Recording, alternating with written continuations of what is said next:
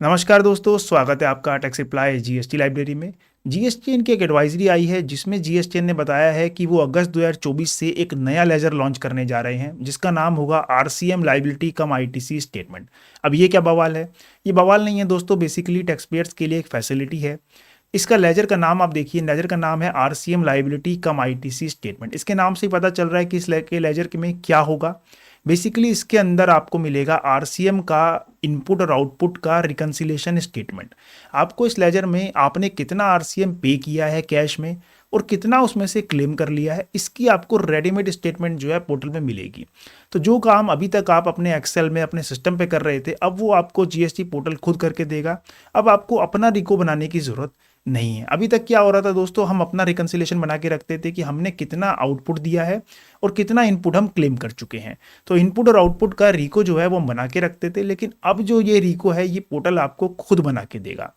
तो सबसे पहले आपको लेके चलते हैं एडवाइजरी पे। देखिए एडवाइजरी में उन्होंने कुछ इंपॉर्टेंट बातें बताई हैं, बहुत इंपॉर्टेंट एडवाइजरी है क्योंकि आरसीएम तो हर केस में जनरली एप्लीकेबल होता है। कोई भी टैक्स पेयर हो, कोई ना कोई ऐसा एक्सपेंस तो आरसीएम का आ ही जाता है जो उसे पे करना होता है।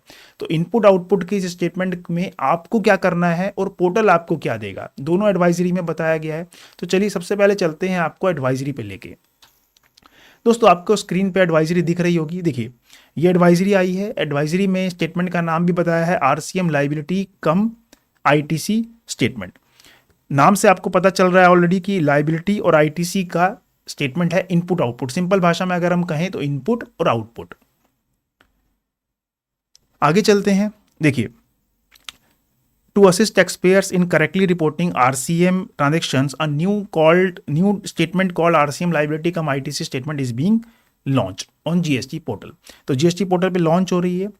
इसमें आपको करना क्या है, अभी वो नीचे बताएंगे कि आपको इसमें क्या करना है। सबसे पहले आप ये समझ लीजिए कि आरसीएम का आउटपुट और इनपुट अभी तक आप कहाँ पे दिखाते थे।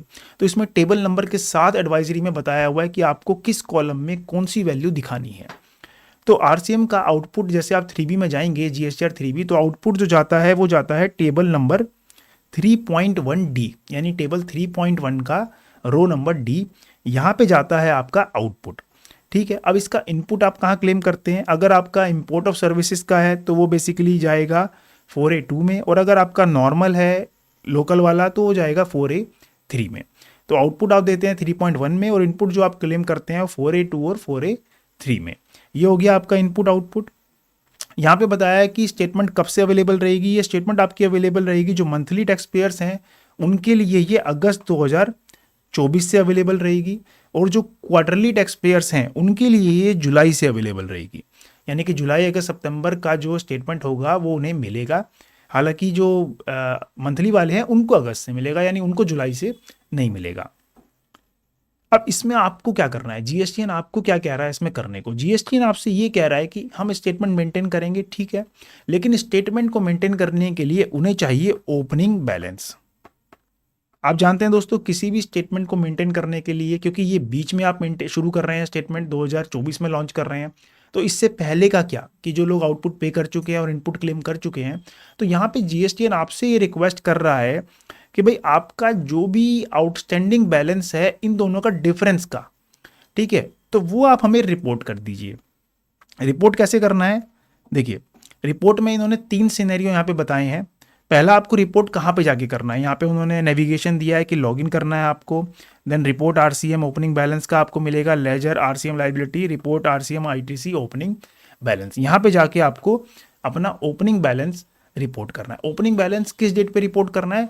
जहां से आपकी स्टेटमेंट मिल रही है तो उसका ओपनिंग का जो होता है, यानी कि अगस्त 2024 से जिनकी स्टेटमेंट अवेलेबल हो रही है उन्हें अपना 31 जुलाई का बैलेंस रिपोर्ट करना है, और जो क्वार्टरली टैक्स पेयर्स हैं उनकी जुलाई से अवेलेबल हो रही है तो उन्हें 30 जून से अपना बैलेंस रिपोर्ट करना है। अब बैलेंस आपको कौन सा रिपोर्ट करना है? बैलेंस मैंने आपको बताया कि आपको डिफरेंस रिपोर्ट करना है। देखिए डिफरेंस यहाँ पे बताया हुआ है कि 3 केस यहाँ पे बताए हैं कि अगर ऐसा टैक्स पेयर जिसने अपनी लाइबिलिटी जो है वो एक्सेस पे कर रखी है, यानी कि if in case the tax payers have already paid excess RCM liability by declaring the same in table 3.1D, क्योंकि आउटपुट जो है वो कहाँ जाता है 3.1D में, और इनपुट जो जाता है वो 4A2 और 4A3 में।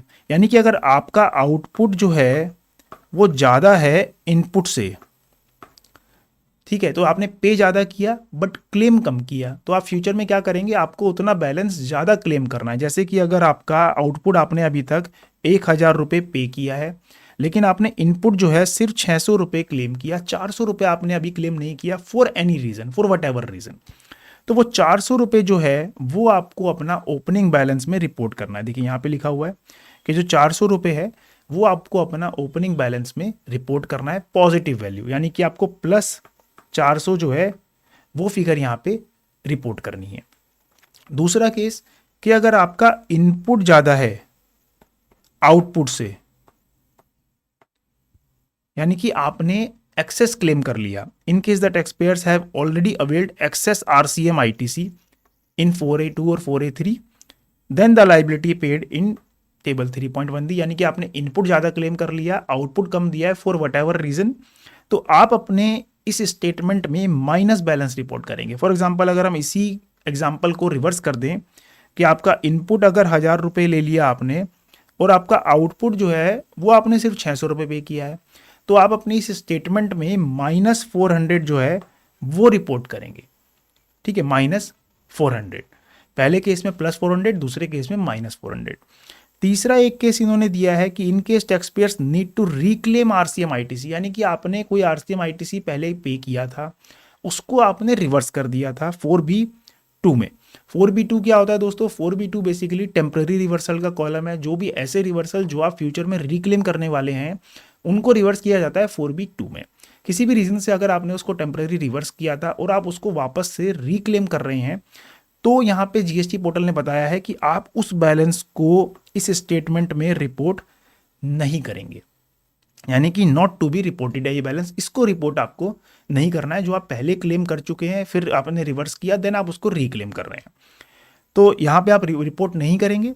दूसरा इन्होंने यहाँ पे ये भी बताया है कि ये वाला जो आप रिक्लेम करेंगे ये आप टेबल 4A5 में रिक्लेम करेंगे। 4A5 क्या होता है, 4A5 होता है ऑल अदर आईटीसी का, यानी कि आरसीएम के कॉलम में आप रिक्लेम नहीं करेंगे। इन्होंने मना किया है यहाँ पे कि 4A3 और 4A2 में आप रिक्लेम इसको नहीं करेंगे, सिर्फ 4A5 में ही रिक्लेम करेंगे। 4A5 जो होता है वो ऑल अदर आईटीसी का होता है, तो 4A2 और 4A3 में नहीं करना। यहाँ पे देखिए इन्होंने बताया कि किस डेट पे आपको बैलेंस रिपोर्ट करना है। जो मंथली टैक्स पेयर्स हैं उनको अपना बैलेंस 31 जुलाई तक का रिपोर्ट करना है। यहाँ पे आपको 31 जुलाई का रिपोर्ट करना है। देखिए कहाँ गया है, ये आपको 31 जुलाई का बैलेंस जो है वो रिपोर्ट करना है। जो क्वार्टरली टैक्स पेयर्स हैं उन्हें अपना 30 जून का बैलेंस रिपोर्ट करना है, और जो मंथली वाले थे उनको 31 जुलाई का बैलेंस रिपोर्ट करना है, क्योंकि जुलाई के आगे अगस्त से जो है वो पोर्टल मेंटेन करेगा, ऐसे ही क्वार्टरली वालों का जुलाई से मेंटेन करेगा। तो जहां से मेंटेन करेगा उससे पहले का आपको बैलेंस रिपोर्ट करके दे देना है, तो आपकी स्टेटमेंट जो है वो एक्यूरेट मेंटेन होगी आगे से। इसके बाद इन्होंने डेडलाइन भी दी है कि इस बैलेंस को रिपोर्ट करने की जो डेडलाइन है वो टैक्स पेयर्स के लिए वो है 31/10/2024। यहां तक आपको रिपोर्ट करना है।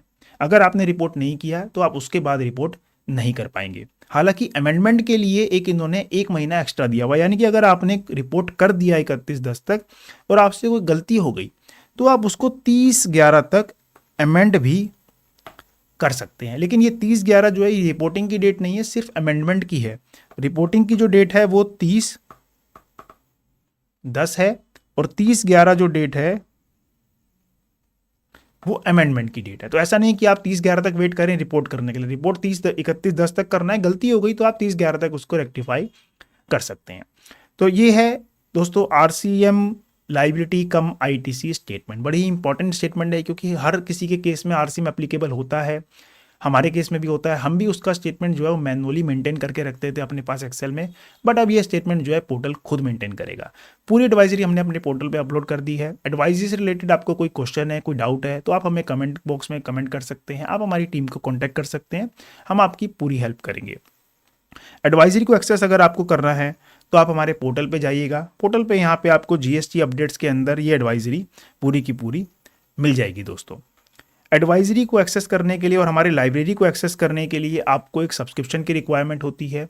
आप हमारी लाइब्रेरी का कोई भी सब्सक्रिप्शन ले सकते हैं, 1 साल से लेके लाइफ टाइम तक के हमारे पास मल्टीपल सब्सक्रिप्शन है, ढेरों ऑप्शन है हमारे पास, सिंगल यूज़र, मल्टी यूज़र में भी हमारे पास सेम लोकेशन के भी हैं और एनी लोकेशन के भी है। हमारे पास मल्टीपल तरह के सब्सक्रिप्शन है, जिसकी जैसी रिक्वायरमेंट हो वो ले सकता है। अगर आप सिंगल पर्सन हैं, सिंगल हैंडेडली काम कर रहे हैं, तो आप सिंगल यूज़र सफिशिएंट है, मल्टी यूज़र मत लीजिए।